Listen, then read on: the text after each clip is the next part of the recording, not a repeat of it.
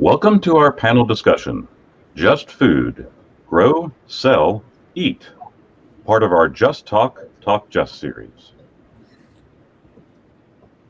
Sponsored by Union Presbyterian Seminary's Center for Social Justice and Reconciliation and the Katie Geneva Cannon Center for Womanist Leadership. And Union Presbyterian Seminary's new Master of Arts in Public Theology degree program. Are you called to be a Christian leader in the public square? Know someone considering theological education? Contact our admissions directors at admissions@upsem.edu. Our panelists today are Samantha Foxx, farm mother of Mother's Finest Family Urban Farms, and Derrick Weston, founding director of Food and Faith Storytelling Collective. Our moderator is Reverend Melanie Jones, director of the Katie Geneva Cannon Center for Womanist Leadership and instructor of Ethics, Theology, and Culture at Union Presbyterian Seminary. Reverend Jones, over to you. Good afternoon, everyone. Welcome again to another Just Talk, Talk Just conversation. I am Reverend Melanie Jones, and I teach here at Union Presbyterian, as well as serve as the director of the Katie Geneva Cannon Center for Womanist Leadership. And we are excited to connect with you at this lunch hour for what is sure to be a lunch and learn for many of us. If you are joining us live on today, please go ahead and drop your name in the comments there and let us know where you are joining from. When I think about food justice in particular, I am drawn to the petition that is in what many call as this prayer, the prayer from the Lord, particularly that suggests, give us this day our daily bread. Some call this or translate this as a call to just ordering, meaning give us what we need today to sustain life, which is an urgent concern in Scripture. Today's conversation discusses food justice, particularly that is relevant in our contemporary era. The increasing concerns of hunger and food insecurity persist even in the world's greatest food-producing nation. Economic, racial, and geographical factors contribute to the unequal access and distribution of food in rural and urban communities. People of color and low-income households often face the most injury by dominant food systems that sustain diet-related illnesses and poor health outcomes. A history of food justice traces its roots to the Black Panther movement, when freedom activists developed a free breakfast program for school children that later became the Child Nutrition Act of 1966. Today, food justice initiatives support nutrition incentive programs, urban agriculture development, land grant reparations, resources for local gardens and farms owned by communities of color, and knowledge sharing about healthy, nutrient-rich diets. Food justice is as much a social issue as it is a moral problem. At the center of the Christian faith is a theology of the table that realizes sharing, radical inclusivity, and social justice as means towards sustainable living. The bloody histories of food in the U.S. at the hand of trenchant capitalism, evictions of peoples and lands, rooted oppression in agriculture, wage disparity to workers in the food services industry, all disrupt the fellowship of breaking bread. This Just Talk, Talk Just series, entitled Just Food, Grow, Sell, Eat, convenes two food justice experts to engage and to share with us not only issues in food justice, but also to address ways that we might use food in order to build health, wealth, and social change. Welcome, Samantha and Derrick, to our conversation today. I want to level set and get an opportunity for those who are joining with us to get a little bit about your background. So I want to start with how and why did you get into food justice work? And you might also draw upon the work that you are doing in your various organizations.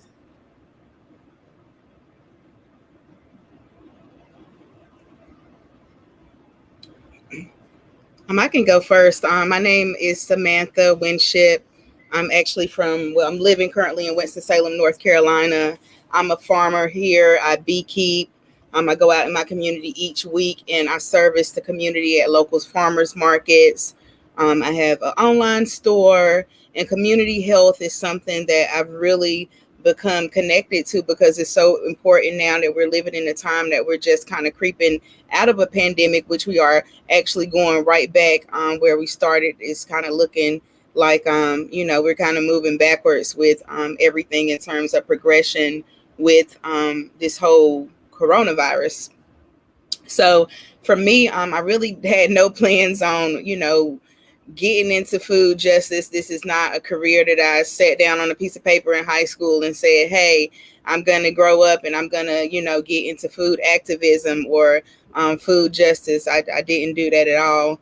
I really just kind of landed here in the farming world. And when I look at what my ancestors did that came before me, it made nothing but sense for me to use my voice and my platform to share what I believe is something that is very important for our future. So I won't be too long-winded. I definitely appreciate being here today. Thank you all for having me.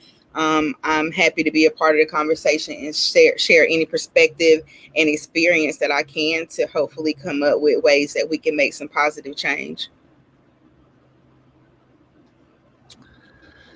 Thank you.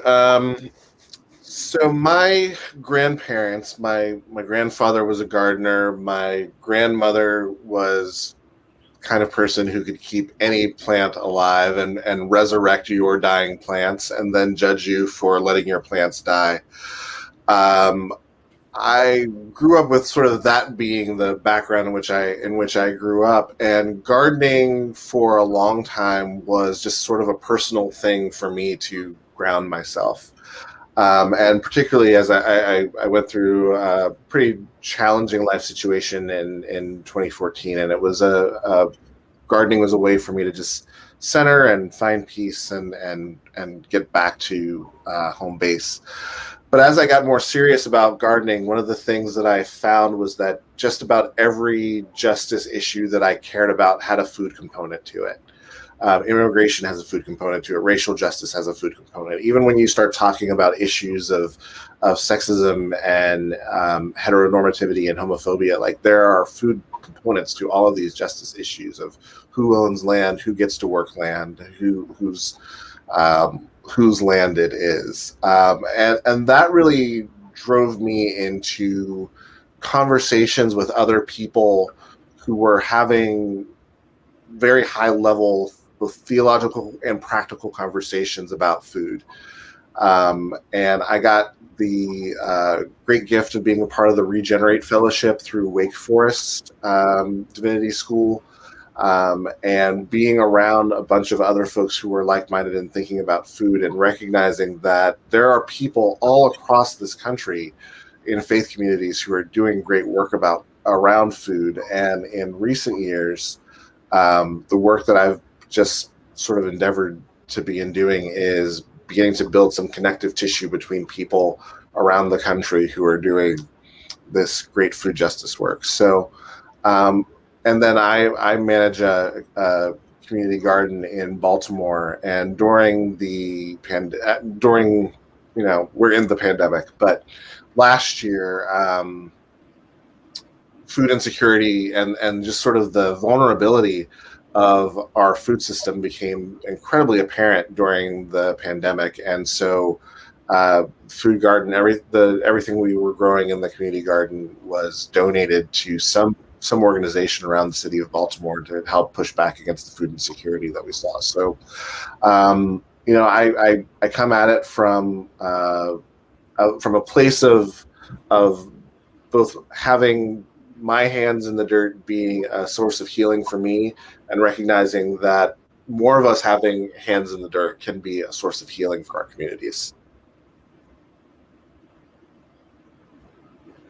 I'm really intrigued by not only the work that each of you are doing in your respective areas.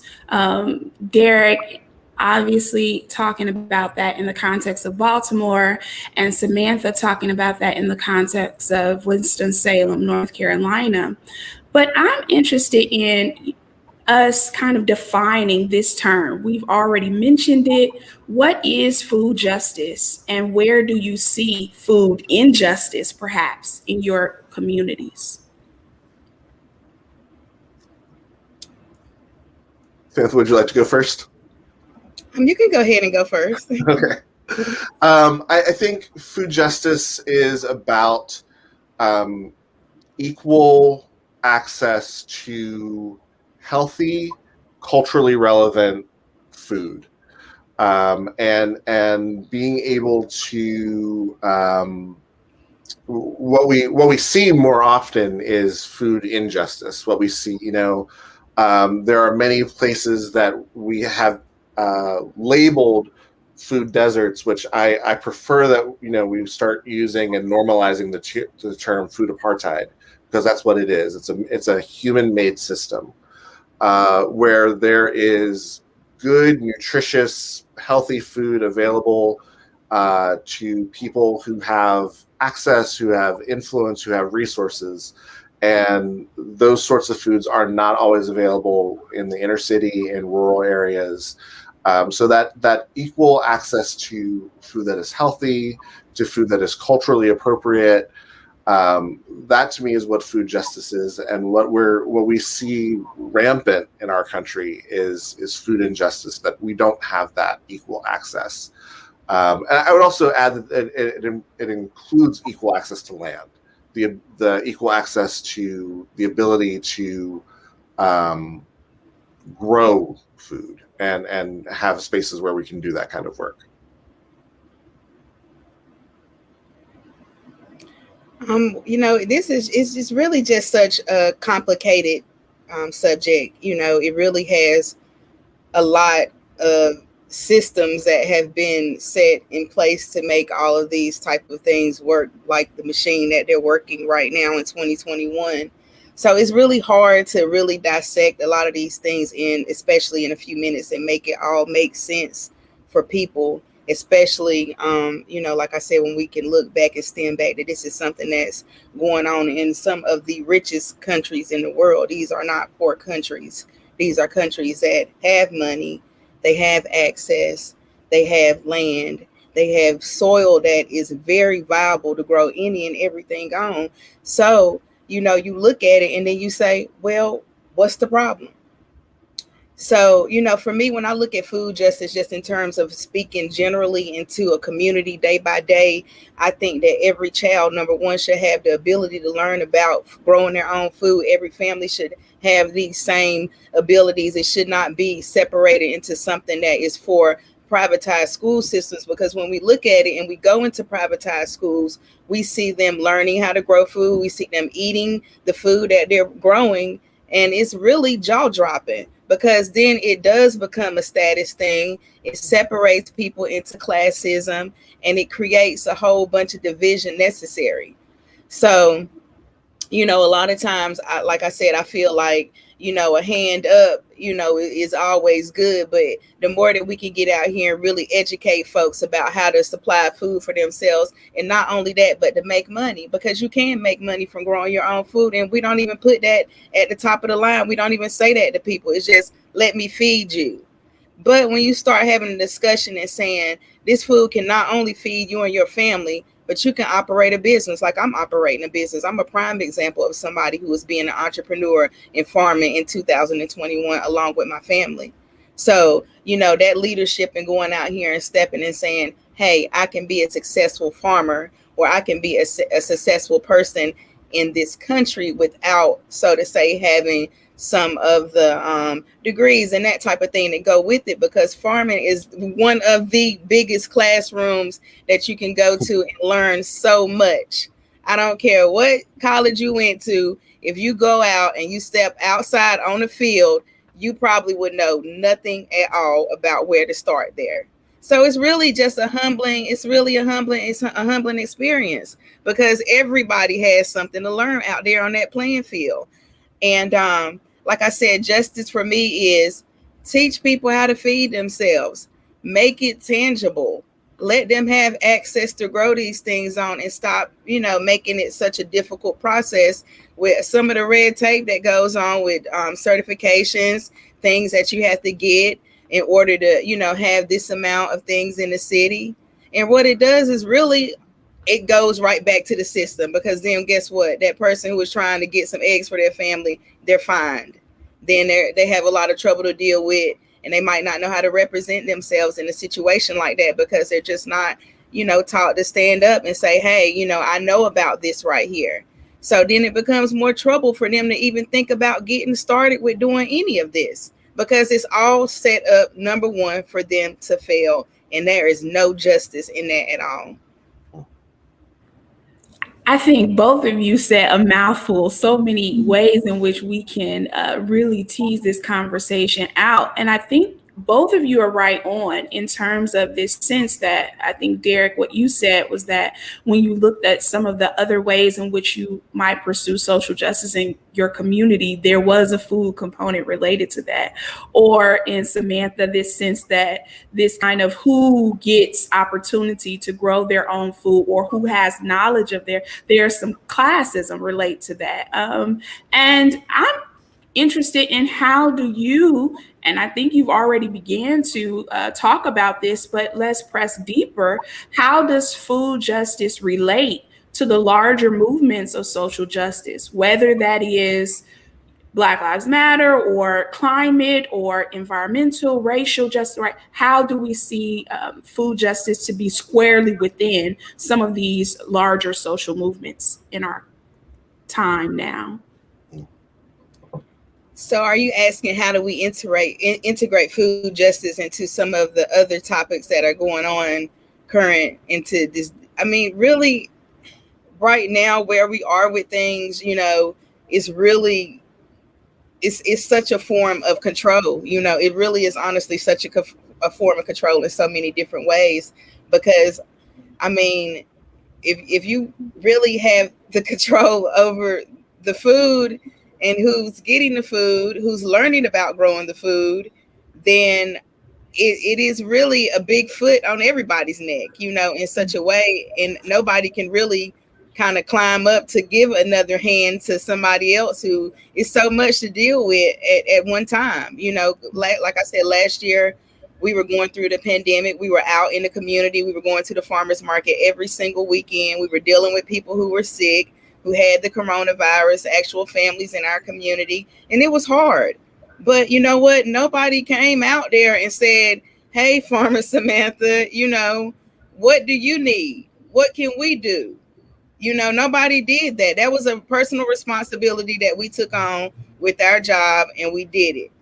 So, we did it most of the time, a lot of times scared. I was definitely scared initially getting out there, because I have children, and to think that I'm willing to sacrifice doing this job enough to go out and feed other people because I care about my community, that much says a lot, and I was like, you know what, this is where we are right now. I made a decision to get in this, so I'm going to follow through, and somehow something is going to see me through this whole entire thing. And luckily, I'm still here today to be able to talk about these things, and the importance of really just realizing that supporting folks like what me and Dennis, I'm sorry if I have your name wrong, but what we're doing, we have to have some support. We really do. We really have to have somebody in each of these areas. Leadership is a hard thing. I don't care what area you are in. If you are being a leader and you're showing up and you're proving, it's hard. So having that strong foundation of a community and folks who are really going to be there to help you do what you're doing in your respective component, and then bringing that type of thing together, I think is, right now, it's kind of the best that we can do. Build each area, build each block.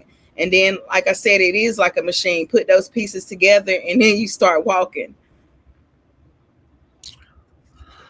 I think when we start to think about larger issues, larger social justice issues, I look at Baltimore, and Baltimore kind of led the country in redlining, and being able to cordon off certain parts of the city that were Black only, and then they were under-resourced. You had white flight that happened that took resources out of certain parts of the city, and you had retailers who grocery store owners who said that we can go to the suburbs, have bigger stores, have bigger parking lots, not have to deal with the issues of what's happening in the city, and have better produce, because our customer base who is going to pay for that, they're here out in the suburbs. And then you look at what we have in a lot of our urban communities. You have liquor stores, you have corner stores that have mostly packaged foods that are filled with sugar, filled with fats, filled with salt. And then you have the health disparities that come along with eating those foods. Those aren't things that we're genetically predisposed to. Those are things that come from having a diet that is designed to keep you sick. And all of these things are intentional. Like this isn't a happenstance. This isn't a coincidence that these resources left a lot of our communities underserved in terms of education, underserved in terms of resources, underserved in terms of quality food, and then over-policed. All of these things kind of connect together. All of this is connected to the same system.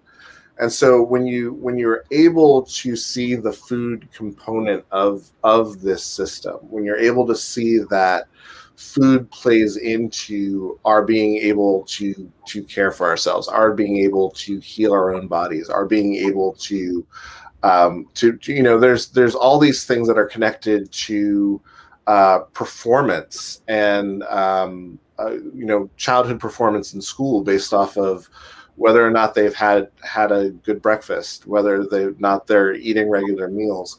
Like all of these things are connected, and you begin to see that that this plays out in such insidious ways throughout our system. So food it really ties into any of these issues that we're talking about in terms of systemic racism and systemic injustice. Yeah, I want us to also think about this in the context of food and faith, Derrick, particularly what might be the theological relationship to food and faith in terms of justice, right? So what is the relationship between food and faith? And then what is the theological basis, perhaps, that supports this work and initiative? Well, I think there's a lot of time we could spend on this question. And one of the things that I have been teasing out a lot lately is I don't understand why it is that the church is obsessed with sex when the Bible is obsessed with food. Mm-hmm. Food is all throughout the Bible. Who has food? Who doesn't have food? Who has access to food? Food is the primary way that we interact with God's created order, that we interact with God's created world. The first sin is a sin of eating. It's a sin of having access to food. You look in Corinthians, and Paul criticizes the Corinthian church that there are some who have access to food, some who are sitting around so well fed and that they're actually like eating and getting drunk, while there's some who don't have food at the Lord's table. You look at the Lord's table itself of that Jesus compares his body and blood to common agricultural products, that most of Jesus's parables are agrarian in nature, that Jesus is talking about vineyards, Jesus is talking about mustard seed and wheat and yeast. The Bible is constantly talking about food. The Bible is constantly talking about land, our relationship to land being connected to our relationship with God. So there is so much theological work to be mined from this conversation. There's so much theological basis for this conversation. I go to the passage in Ezekiel. Says, this is the sin of your sister Sodom, that they were overfed and they neglected the needy. That this is a core fact of what it means to be the people of God and to be the just people of God, is that we have food, we share food, and we make sure those who don't have what they need. Samantha, you picked up on something really important in terms of seeing farming as not only a kind of sustainable way to feed families, but also as an economic venture, right? That there is some ability to ultimately provide for the family financially by being able to grow your own food. So my question to you, Samantha, is why urban farms? You said why urban farms? Mm-hmm.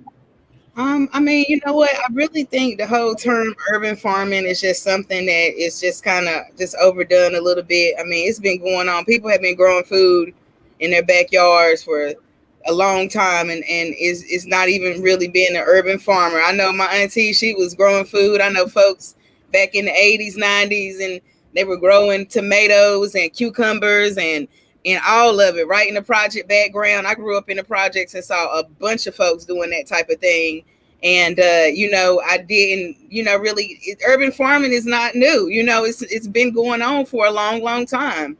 So, why not go back to some of the old ways that I saw? Like I said, I learned a lot from folks who were doing this when I was growing up. I would go around to a lady that was friends with my grandmother, and she had a garden patch inside of her in her backyard, and she lived in the projects, and it didn't matter where it was just how fruitful it was producing. And she would make pickles, and I mean, it was just awesome. Okay. And it really, growing up, when you're growing up and you're in it and you have those type of things, anything like that can remove some of the other things that are going on around you in that type of environment as a child, were magnificent. I mean, it was awesome. It was something that a lot of folks should get back into it, because it is a healing thing. A lot of families can benefit from this, especially now because we are in a pandemic. Folks have anxiety. I mean, the list just go on. I see it every day. People come up to me all the time and they say, because we have the wellness products, so people are coming with specific needs when we're at the farmer's market. Anxiety, number one. When you go outside and you put your hands and your feet inside that soil, and the microorganisms that are inside of that soil start activating the serotonin in your brain and naturally get you going, and you say everything, hey baby, come in here and get off that game, let's go outside for 15 minutes and pull some weeds and get some actual sun, get out of that dark room. But we don't even hear these type of things listed as medication. The doctor is not going to say, well, did you go outside today? No. Well, when was the last time that you've been in the dirt and put your hands and feet in the dirt? They're not going to say that. So, these conversations are so important because we get to hear some of the reality of what it's doing for folks out here. Because for me and my family, it's absolutely been a healing process for everybody. Like I said, it's something out there for everybody in that farmland or in that field. It's something there. I don't care who you are. It's something there waiting for you to come out there and find it. So for me, it's more of a personal journey. And what I do is I just share what I can about my own experiences, because I in no way claim to be an expert in any of this. But what I can share is that it's changing my life daily. And I'm happy to be here. I'm proud to be here. And I don't think we, number one, see a lot of Black folks saying they're proud to be a farmer because of all the negative things that come along with it. They don't want to be looked at like a slave, or looked at like they were running with chains or anything. But guess what, baby? We free now. We can go out and we can buy this land. We can do this thing. And I'm proud. I am so proud of all that we can accomplish now. And thanks to everybody who put themselves on the line before us. We should be jumping out there.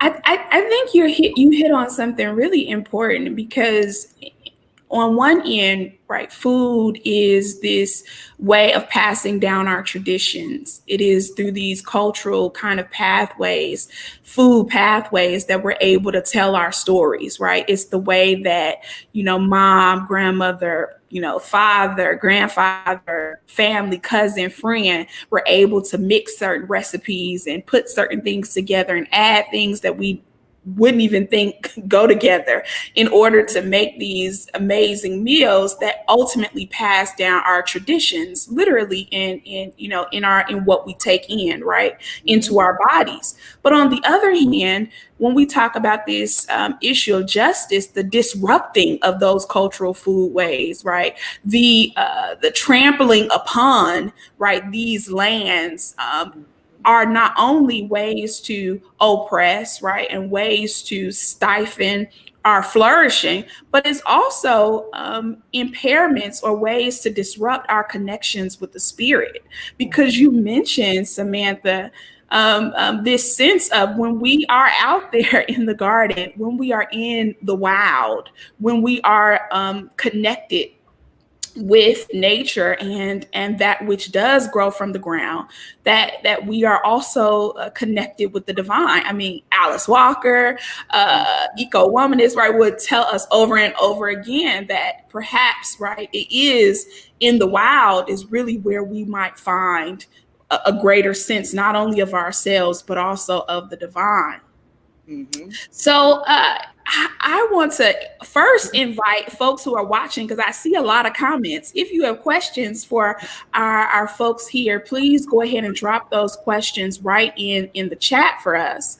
But I want to press more deeply, Samantha, into this question of these kind of gendered categories. You talked about the kind of racial categories that we have in terms of not wanting to identify with farming because of a kind of historical sharecropping and other realities, right?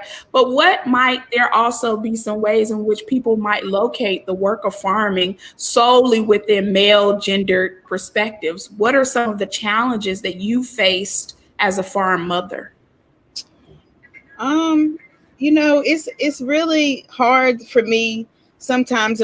It's been a journey. I can just say that it's been a journey. I don't, of course, look like somebody who we would see as our typical farmer. None of us do at this point. When we go out here and look at statistics, we don't even look like we belong in farming, because the average farmer in America is a 55-year-old white man.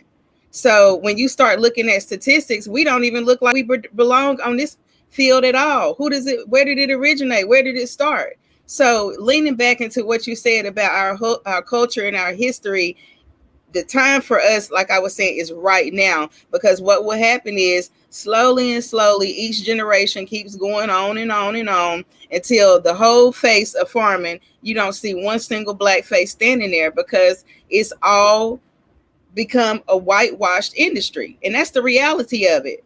If we have to really get serious about this thing and really look at what's really going on here. And for me, like I said, I got into this and I'm like, hold on a second, wait a minute. What about when I think about the real beauty behind this? Because it's not all a traumatic experience with Black people in farming, number one. It is some beautiful moments in that history. And we cannot always focus on the trauma of it. Think of the beauty, like you said, the food that they would make and how they would put that together. You cannot tell me that is not a beautiful art form, and that is something that is admirable and beautiful, even though it looked like you had nothing. So, we have so much beauty to bring back from this, not the trauma, the beauty. It's so much beauty left for us here to explore and to create new generations of beautiful things that will grow and definitely heal us as a people and as a nation. Right now, I really just want to say we should get real selfish about this and say, guess what? We're going out there to heal us, and let's go out there and heal us and not care about who is looking over our shoulder while we're doing it, and I'm probably more have a radical standpoint on it, in terms of what I see. But when you're out there, it's no time to waste, because one thing I want my kids to know is to say, you know what, my mama was a farmer and I'm proud of that. And I want another kid to say that same thing. my mom or dad was a beekeeper or a farmer, and guess what?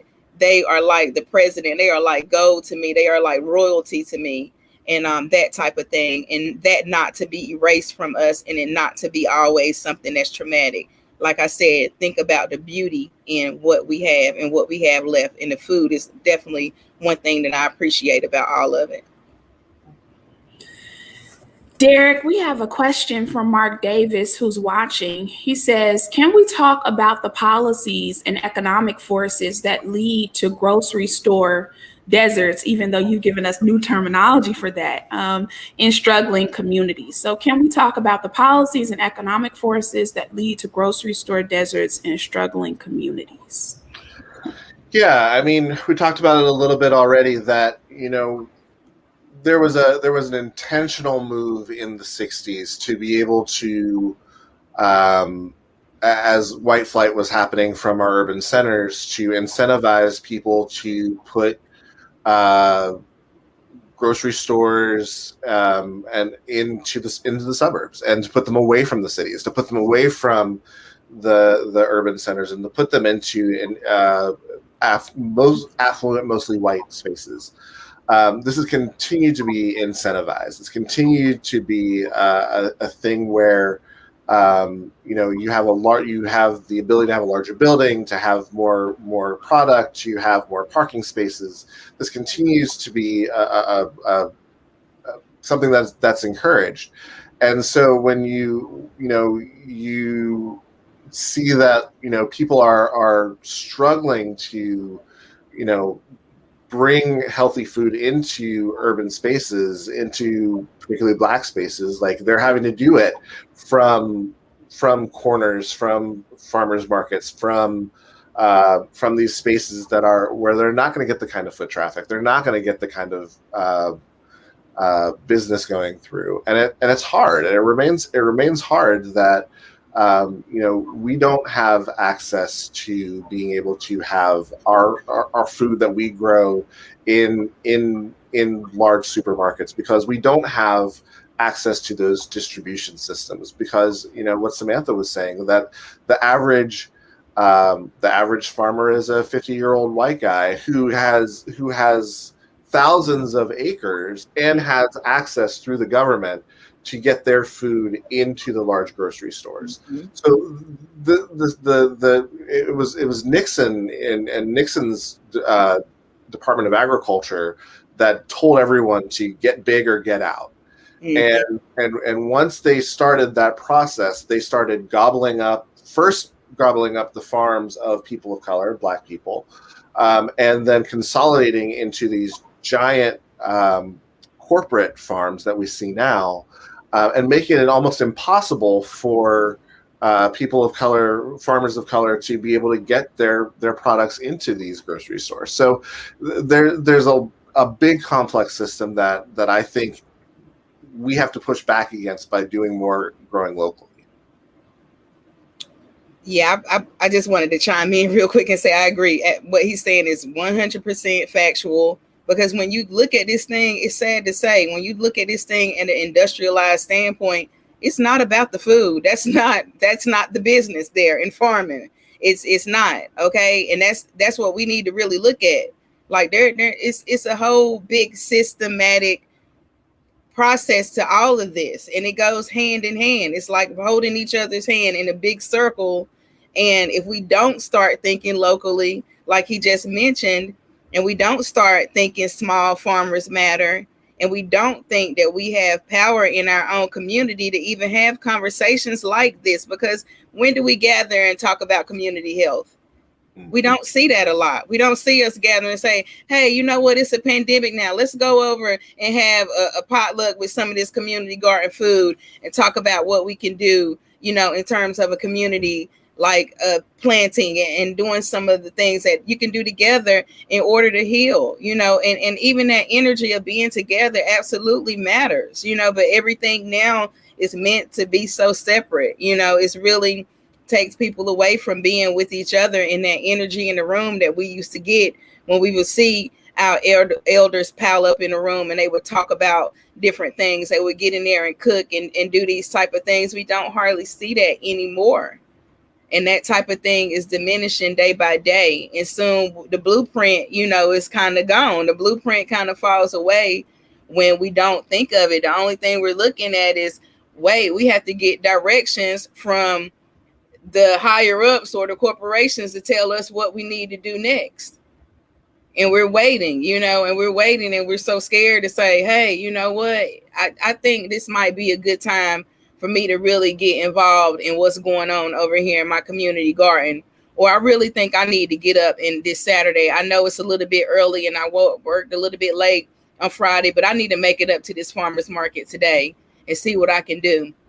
I need to go up there and just check it out. And a lot of people don't. And it's the sad part about it, even though, a lot of these markets, like, it's really hard for Black people to get in. So once they get in over there, the number one things is our representation matter, is because once we're there, we can bring out a whole demographic these folks can never have the ability to talk to just by being there. So it really does, at the end of the day, we might gain some customers, but when you talk about food, it's not a color thing when you're looking at who's going to buy it. Whoever is hungry, or whoever says, you know what, this is the type of food I want for myself, that's the person that's going to show up and get it. But, we really have to, if it's there for us, we have to utilize these things. They're getting that you can take EBT at some of the markets. Folks don't even notice. Some of them give them cash back. You get $10 cash back. That's $40 per month that a household could get free, monthly. Some of them offer programs and say how to grow your own food, how to cook this. And those resources, once you get in there, are really what you need in order to be able to say, if I'm really going through it, I'm sorry, but one of the major grocery store places, they're not going to come knock on your door and say, hey, let me help you. It would be Farmer John before anybody who you could go and say, hey, I'm having a hard time right now. Could you use my help on the land? I can work 15 hours. Can you help? If I work 15 hours, would you be able to maybe earn a little money or pay me in food? So, just that whole community aspect of things that I saw growing up. I'm so glad that I grew up during that time and I was able to have those type of things instilled in me. And a lot of them I didn't see at that moment, and I didn't really realize what I had. But when I got older and I saw the value in that, it really helped me to become a better woman and a better person in my own community. One more quick thing about policy and economics here is the Farm Bill is reviewed once every 7 years, and the Department of Agriculture is largely considered the most bipartisan working of our federal government, and that is because both parties have bought into the idea of large corporate farms and large corporate distribution of food, and that the primary value for Americans is that their food is cheap. Not that food is healthy, but the food is cheap. And so we have to push back against that. What Samantha's saying is 100% right. We have to push back against that and say it is worth it to pay a little bit more at a farmer's market, or to know my farmer and to pay my farmer directly, pay them what the food is worth, because right now the priority from a federal level is to have cheap food in our grocery stores, and they don't care about our health at all. That about sums it up. It does. And it also brings me to this question of what can we do to begin to speak to faith communities, to speak to community groups in order to ignite them about food justice. How do we begin to spread this message to inner city churches, or and begin to spread this information to organizations so that they might be able to become excited about food justice and possibly even join in on what food activism looks like. So this is the work I'm doing now. It's the process of beginning to educate people about the links of food and faith, the theology of food and faith. So what I'm hoping with the Food and Faith Storytelling Collective is three things. One, I want to tell the stories of people who are doing work around the intersection of food and faith. 2, I want to connect people who are doing the work, because oftentimes they feel like they're out on an island doing the work all by themselves.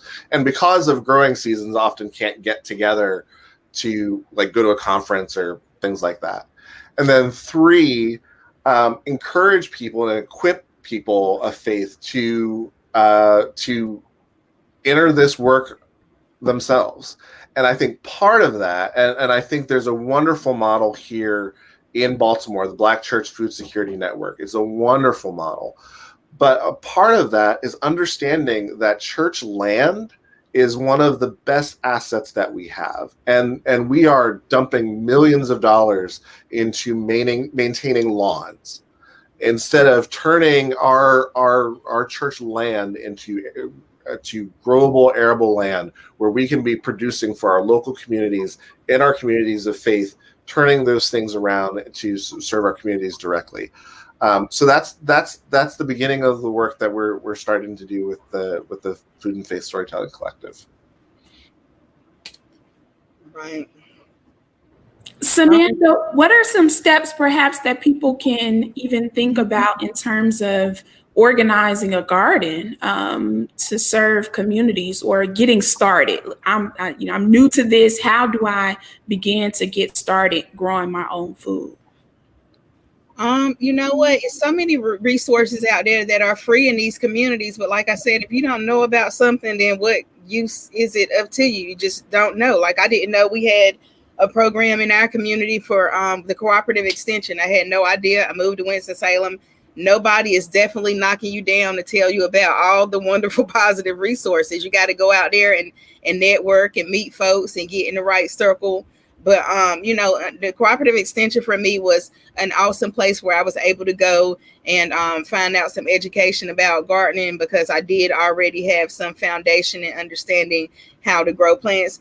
It's an information time. Listen, the only thing out here that's stopping you at this point is you. You can go on YouTube. You can go on Pinterest. You can go out on Instagram. You already on Facebook. Hit farming. Hit local farms. But in terms of community, you really, like I said, sometimes it can be hard to get access to stuff, especially if you don't really know folks who are involved in that type of thing.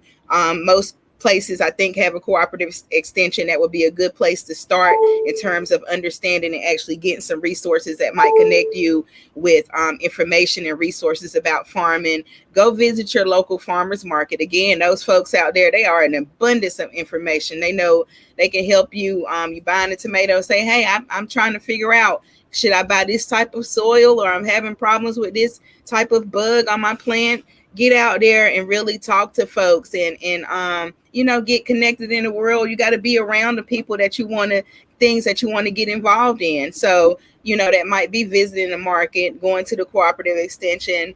Like I said, the world is at your fingertips right now. I can talk to somebody over in New Zealand about farming, or somebody over in the Dominican Republic about beekeeping now. So, we have to think smart. We have to think positive, and we've got to curve what's going on around us. We've all had to do that a lot with our businesses, the way that we interact with each other, and we have to continue to think on that curve and how to move forward and make the best of all of this. And it's really going to take some time. Be self-empowered. Self-empowerment. That's the word that I'm looking for. Let nothing stop you. Be self-empowered. Don't be afraid to go out there and say, hey, I might not know it all, but you know what? I can find out piece by piece until I'm able to build what I'm really thinking about doing. How can folks, Derrick and Samantha, connect with both of your organizations, Food and Faith, or even your podcast, Derrick, or even Mother's Finest Farm? I think they're dropping links in the chats, but what are some ways that they can connect with you? So Food and Faith is going to have a website launch on August 1st. Foodandfaith.org will be launching August 1st. In the meantime, there is the Food and Faith podcast. Anywhere you get your podcast, you can find the Food and Faith podcast. This week, there is going to be the release of a short film that I've been working on that is highlighting the stories of four faith-based ministries, faith-based food ministries, and the work that they did during the pandemic. So that'll be you'll be able to find that through. There'll be lots of links there. You can reach me directly at derrickweston@gmail.com, and you can find me on Facebook and Twitter, Derrick L. Weston, DL Weston on Instagram, and Food and Faith Podcast on those platforms as well. What's the name of the? Oh, go ahead. Go ahead. What's the name of the film, Derrick? So the name of the film is A Wilderness Like Eden. Okay, got it. Samantha? You can find my website is www.mothersfinesturbanfarms.com. I'm on Instagram at Mother's Finest Urban Farm, Facebook, same thing. Actually, we're having a festival here in Winston-Salem on August the 14th, the Be United Festival, and we're going to get out in our community. We have Mother's Finest, the band, coming out. We're going to teach about beekeeping, agriculture, farming, raising goats, chickens, anything that I can feel in your minds that day, and you go home and say, oh my God, I've never been so tired in my life with Miss. That lady can wear you out. But so that festival is really a big thing for me because like I said, I really want to bring the resources to the people. I believe in this community so much, and I believe in really being able to connect the dots where I can. So that festival, again, August the 14th at the Winston-Salem Fairgrounds. Actually, I'll be in DC this weekend at the Eaton Hotel. I'll be speaking there. We'll be premiering my documentary, Believe in Ghosts, which was actually Vimeo staff pick. So that was a big deal. It's getting into the eyes of folks who actually can hopefully have the platform that it needs to get the message out about the film, which is a lot about what we talked about today, and doing tangible things that make change. So that's another thing. And I'm sure it's a bunch of other things that I'm completely missing. But I'm sure you follow me on social media at Mother's Finest Urban Farms. I talk a lot about these same things and share all the places and good folks I'm chatting with. So I want us to close. I think I see a couple questions. Derrick Weston, that's Derrick's last name. Samantha, can you say the name of your film again? Believe in Ghosts. Believe in Ghosts. Yes. So that will be coming out. So both of the folks here will be having some other ways in which we might connect with them. I want to close us out with a question. Really, where do we go from here? What are some things that we can do right now in order to help fight against unjust access to good food?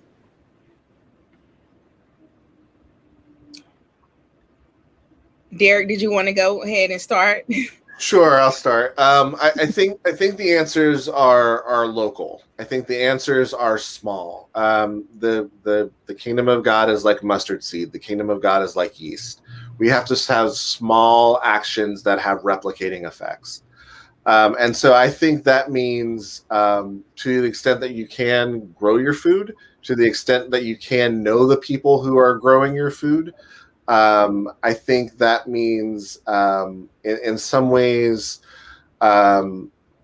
divesting from these big systems, that are designed to sell us salt and sugar, and really finding out ways that we can build local ecosystems around our food. And the more that the faith community can be at the center of that, we look at the ministry of Christ, and Jesus didn't just care about people's souls. Jesus cared about healing people's bodies, and the church has to get back to that. The church has to advocate for health, for the physical health of the people who are coming through that building. And I would say that we also need to rethink our church buildings. For a lot of us, for the last year and a half, our church buildings sat empty, and what good were they doing for our communities? We have church land that can be used to be producing food in our communities, and we need to seriously rethink our geographical locations. I love that. Let's make the churches a big farmers market. I am here for that type of energy. Let's open the doors up. Let's have collard greens, turnip greens. Yes. Let's fellowship and worship and grow some food, talk about food, And I really think, where do we go from here? We really need to just get together, think local, buy local, think small, get involved, do something, be self-empowered, be motivated, be encouraged, and be full of feelings that you know that is something beautiful at the end of this. It's like I said, I wanted just to leave that again. This is not full of trauma. This lifestyle of farming, this whole get up that's made to feel us oppressed and downtrodden by what our ancestors went through to get for us to get here now. It's a beautiful thing, and it's some beautiful spirits out here doing some work. And I just wanted to leave on that note. Think about this in a beautiful way. I really like this kind of call to action to not only think local, but to grow local, and ultimately to heal ourselves, right? By being connected back with the ground, back with the earth, and ultimately back with the divine. Thank you, Samantha, so much for your presence, for your witness. Looking forward to many more exciting things that will happen as you continue to journey. And Derrick, we are certainly excited to have your wealth of knowledge, information, and as well as your activism and passion here with us to share and inform all of us about how to continue to live into doing justice and walking humbly with God. So thank you, Derrick and Samantha, for joining us. Thank you to those who joined us even at noon, who've joined us as conversation partners. Your comments, all of what you've shared will be taken back with us and continue to be as we plan our future conversations. And we're looking forward to more kind of engagement with justice on a global, on a local scale that shows these intersections much more richly and much more broadly. I'm going to invite you to pray with me. Bread of life, bread of heaven, give us this day our daily bread. Feed those who are hungry. Amen. Thank you again. Be well.